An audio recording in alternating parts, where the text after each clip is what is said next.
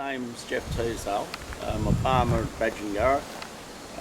This property here belongs to Daniel Murray and his wife Mari and their boys. This is called Cowler Spring. It is the mainstay of the watering points on his property. Water is siphoned or reticulated from this area over most of the 3,500 acres of his farm, which he runs livestock and cropping. The value of this water, you just cannot put a price on. It is priceless, and it is a priceless commodity that we cannot afford to ever lose. Well, here we are. This is Cowler Spring itself. We're in February, which is probably the driest month of the year. We've got all this water. It's beyond putting the value on its worth, and I just feel that this should never ever be put at risk by any oil and gas exploration or mining tenements of any sort. Hello and welcome.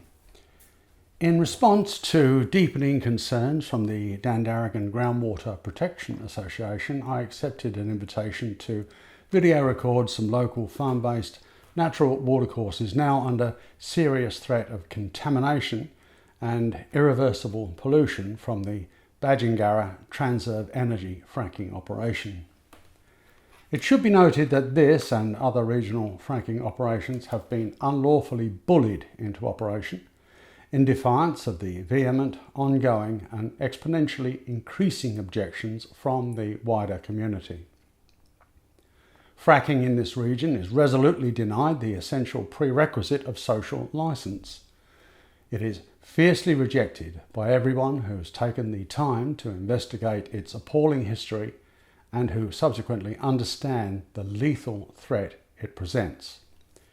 This mandatory legal requirement of social licence is ignored by a corrupt government and sidelined by an indifferent and unforgivably duplicitous Dandaragan Shire Council.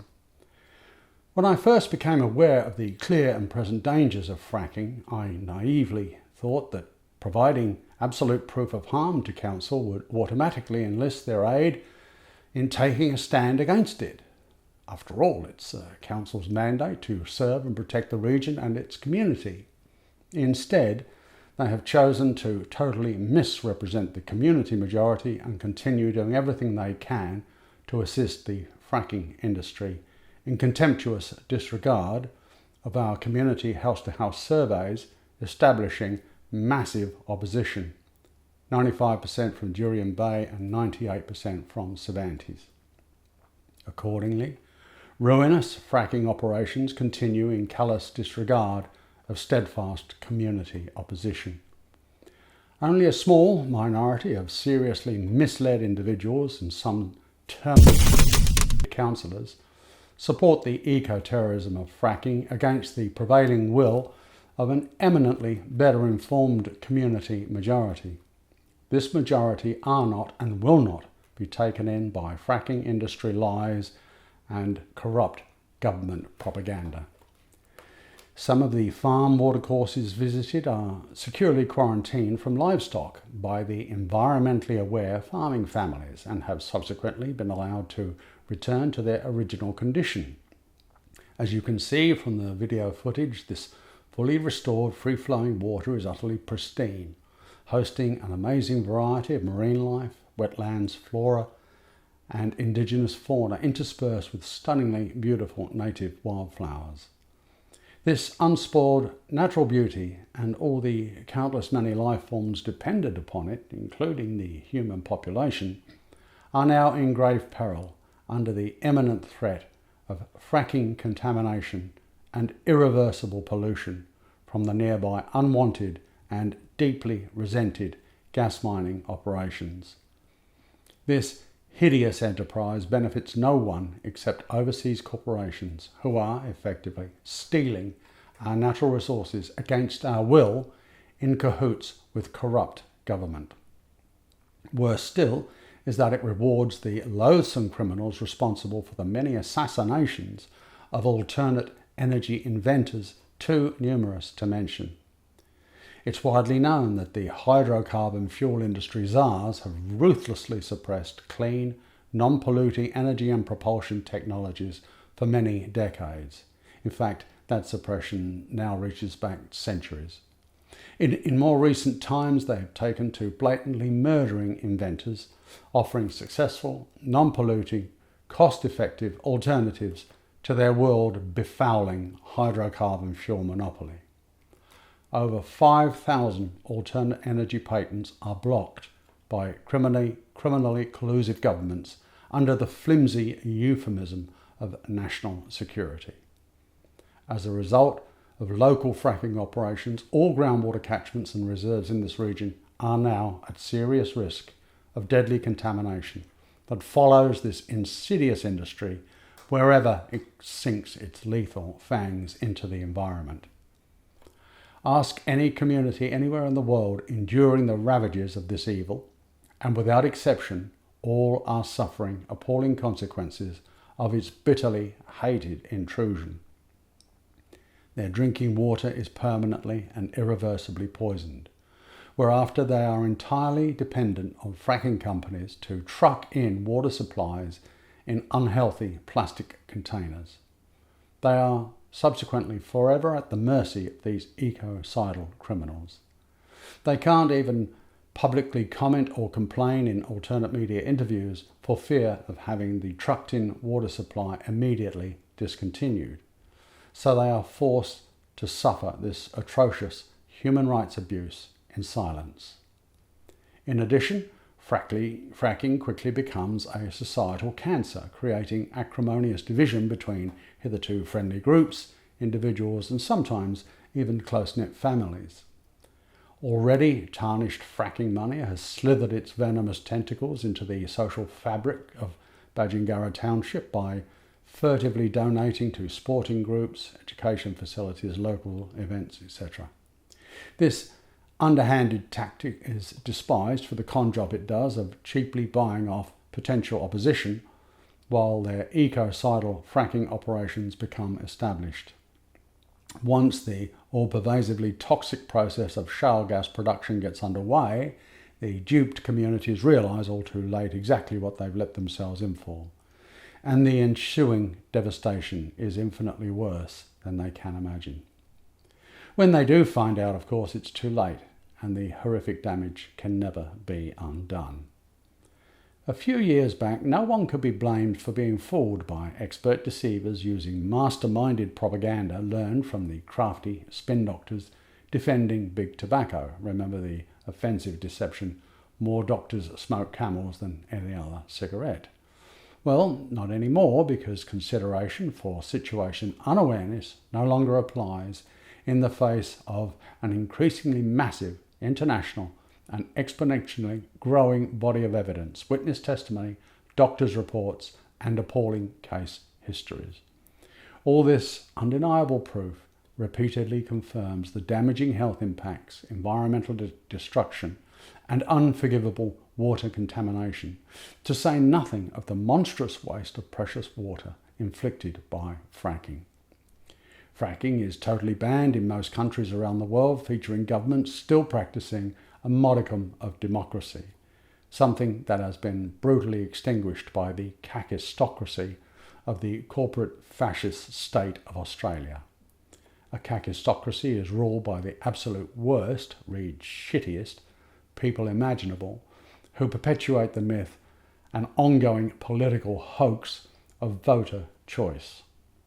And the only choice the people have is between political glove puppets doing a carefully scripted song and dance routine at the tips of multiple tentacles extending from the same hidden monster.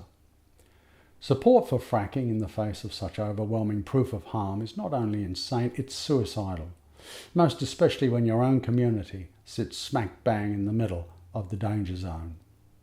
Already, this region and beyond is now contaminated by toxic gas flaring, known to distribute uncontainable volumes of highly carcinogenic, volatile organic compounds high into the air.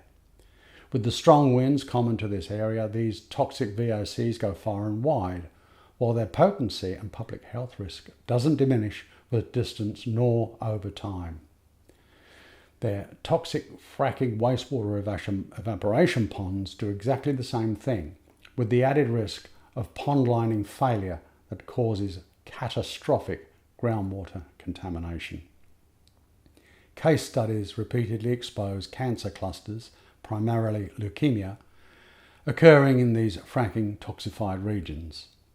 The environmentally aware farmers I visited have worked and stewarded the land for generations. They know better than anyone else how it should be utilised, worked, productively managed and sustained, most especially the precious water reserves now under threat. All share the steadfast opinion that none of the above should be put at the slightest degree of risk, because its intrinsic worth is simply beyond measure.